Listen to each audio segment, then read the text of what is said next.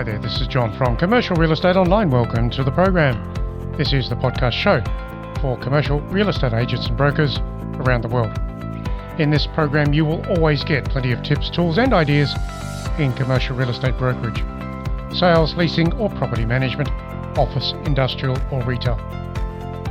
And so in today's program, we've got another very special topic for you. And of course, you should grab your coffee, grab your notebook and come back and listen to the program even a couple of times, because there will be ideas here that you can use every day in your real estate business.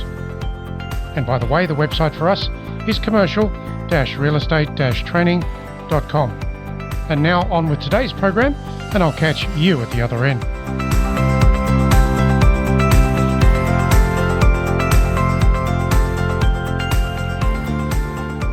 Hi there, it's John from Commercial Real Estate Online. Welcome to the program. This is another audio program in commercial real estate brokerage around the world.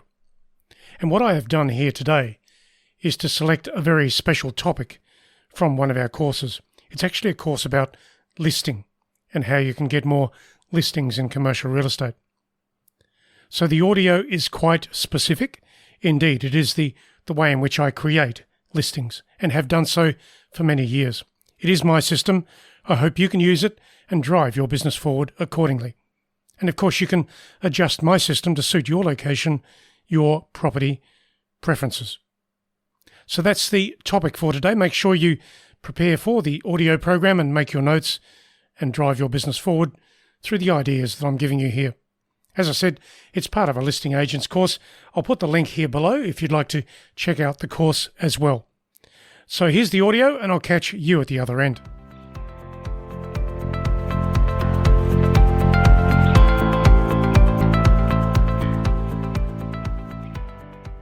So you're working as a commercial real estate agent in your location. It doesn't matter what property type you focus on, office, industrial or retail, whatever it is.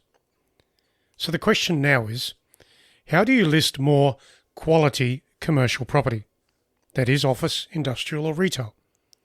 That is the question to think about regularly, because the property market is always changing.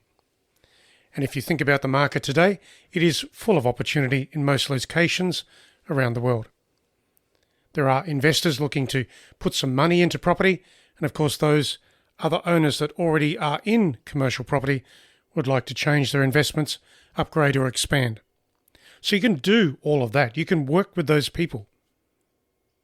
So when you work in commercial real estate as a broker or an agent, it pays to have a planned approach to finding people and also finding listings. In other words, your plan is not some random approach on a territory or a property type. Instead, you must go deeper into your area, your location, and your preferred client base to create your progress plan. And the words progress plan, that's really what it's all about. You are planning to go forward in real estate, to get more contacts, to grow relationships, and to create listings. So you can always go deeper into your allocated territory. And when you do that, you will find things to work on and the right people to work with, whether it be today or later on through the year or even next year. That is how quality listings come about. It's an ongoing factor of communication, building that trust, helping people understand that you are there ready to help them. And of course, that's also how you see the better clients, build those relationships with them, and that's where the trust word comes back in again.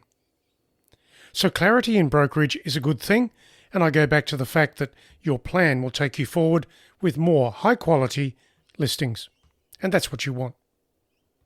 So right now, today, I'm going to give you 6 specific strategies to use when it comes to your real estate business to help you grow your market share with the right properties in the right location, with the right methods of sale or lease, depending on whether you're an agent that focuses on sales, leasing, or both.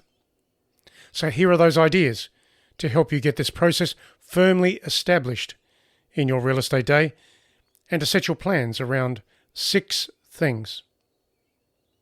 So number 1 is splitting up your territory. This sort of review will help you know exactly where you want to get the new business, the new listings, and what that will look like for you over time. Now, you're not going to get lots of listings straight off the bat. That doesn't happen. That's where the consistency starts. That's why you split up your region. You focus into your region in different ways. Just go and get a map from Google or something like that and draw a matrix of streets and zones where you want to focus. And zone by zone, street by street, you'll go through things over time. So you'll have precincts to consider in every location where some of those precincts are better than others. When you investigate a precinct, consider the current levels of real estate activity and the streets where things can or are happening now. Of course, understand the other agents that are playing in the zone, sure. But also focus down there yourself to understand where other properties are that you can connect with the ownership about sale or lease, the challenges of owning investment property. And it is a fact throughout the year that every property owner will have issues with property ownership or occupancy, and you can help with either. So number 2, moving from number 1, which was splitting up your region, number 2 is setting your property and building focus. So it's making you go deeper. Now, some agents are very specialised, of course, and therefore the property types are more of a priority for them. Certain property types. That could, for example, be warehouses of a particular size, shopping centres of a certain type, or office buildings. Choosing one preferred property type will always help you with your prospecting activities in your town or city. When you choose that property type, sure, you might do other things, but that particular property type will allow you to drill down. And that's what real estate is all about. Drilling down, specialising into the rents, the prices, the strategies, the ownership records, the change factors. That's why you do the first 2 things that I've mentioned here, which is splitting up your region. And secondly, number 2 is setting your priority with properties and building focus. So that brings me to number 3, and it's a direct follow-on from the previous 2 points. The words are research and review. Now, it can take a long time to find the owner's name or contact details for any property. That is a fact. There is no easy way around that. So that is where the agent, and that is you'll require that organisation to progress things over time. It can take hours, days, weeks, or months to get to the owner of a particular property. And that's where the organisation will help you. In most cases, you will not get the name of a property owner at the first approach or on the first investigation. You will usually have an address, some file notes about the property tenancy mix, and a couple of photos. That's it. It is good to have a research system where you gather property details and advance the facts over time. The best way to do that is to have a card system of some sort, where you write down things relevant to the property so that you can create fuller investigation factors over time. Now, the card system, it could be computerized, or it could be on a card system in a box. That's okay. An excellent program to use for the card system is Google Keep, where you can take photos and notes of any property using your mobile phone. You tag the property for information and start building on that information over time. I go back to my comments that it can take you hours, days, or weeks to get to the real ownership record, the person, the number, the address to connect with. So let's go to number 4. Setting your client types. Now, some client types are better than others for you and your real estate business. So you need to think about that.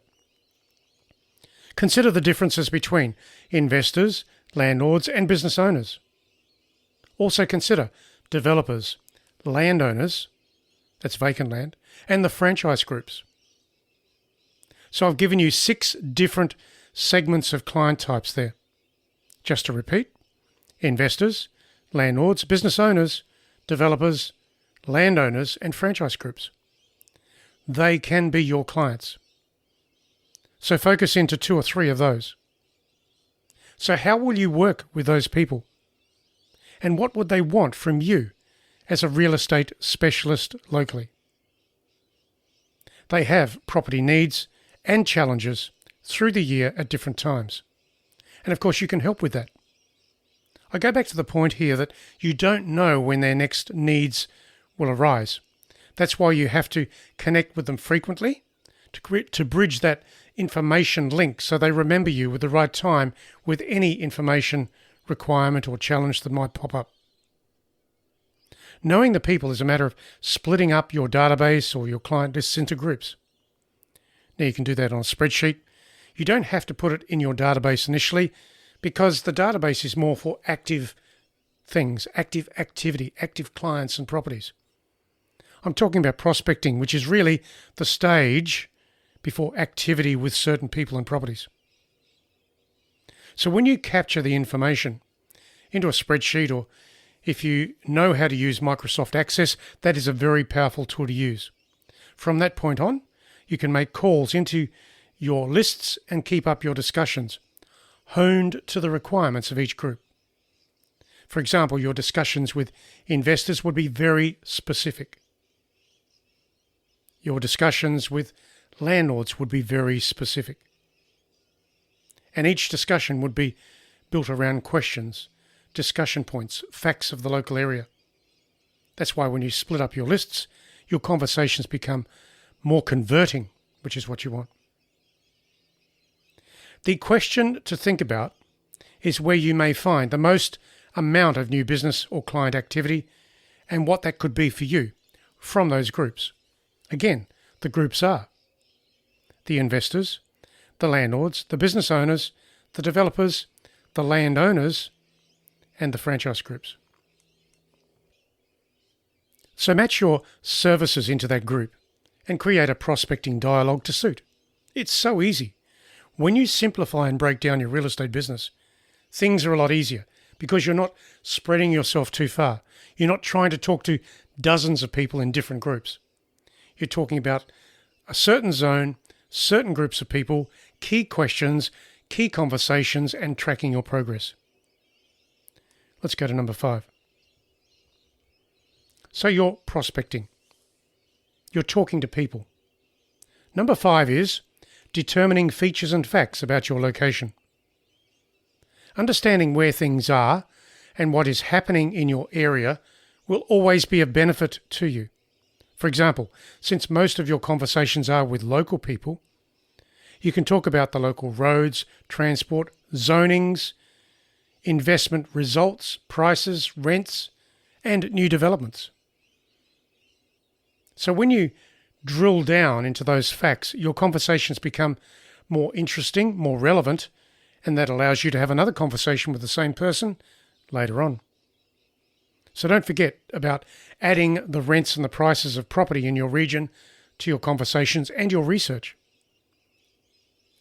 The features and the facts about property in your area will always help you engage with the right people who could be your clients in the future. Recognize that not everybody will need your help today or even this year. That's why the ongoing contact plan is really a big part of getting progress in brokerage. So before I move on to the last point, how many people should you know in brokerage? What is the size of your prospect list? What should it be? Well, I'm going to give you a number of about 600 people that you know deeply and directly and that you are talking to regularly. Now, beyond that, how big should your database be? Probably around 1,200 people. So all of that builds progress. Ongoing contact creates conversations. Results come from conversations, and listings come from that. So let's go to number 6, the last point. Build your focus around local activity. The local area is always good for you as a base for starting your real estate business. street by street, building by building. You segment places, properties and people into priorities or groups, such as A, B and C. The A-class people will be the people that you really do want to serve. They are a high priority for you. The B group is also nice to work with, and C, it doesn't really matter. So at that point of segmentation, you can set some consistency and some priorities to record and track your progress of meetings, conversations, telephone calls, appraisals and listing activity. So in mentioning all of these 6 things, you can see that real organisation is required of the agent in the location with the property type. That is the message. From all of these things, it is easy to see that a reasonable degree of local organisation is a preferred approach to real estate, brokerage, sales and leasing today. So stay on task and repeat your contact processes every 90 days. Go back to the same people every 90 days. When you do that, you can list more of the quality property that you're actually looking for. That is the message, that is the secret, that is how you grow your listings of quality property.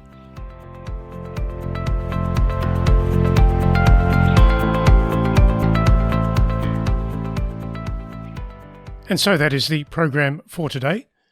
As mentioned earlier, it's a very special part of a listing agents course that we run to help agents and brokers find the stock, the listings, and create more activity in their location. So don't forget to check out the course at the link below. And in the meantime, you can use these ideas I've given you today from that course to drive your real estate business forward. Commercial real estate is now in the beginning of a new cycle. It's a great cycle. It's a sales cycle. Drive your business forward through sales listing activity. This is John signing off for now.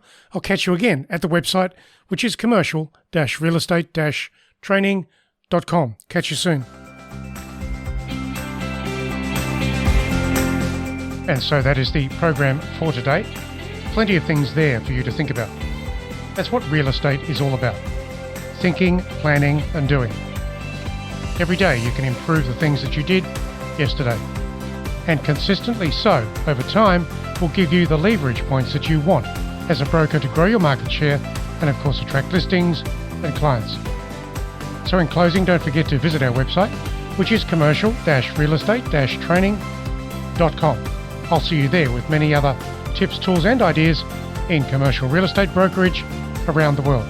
Thanks for listening today. Subscribe while you're here and I'll catch you at the website. Catch you soon.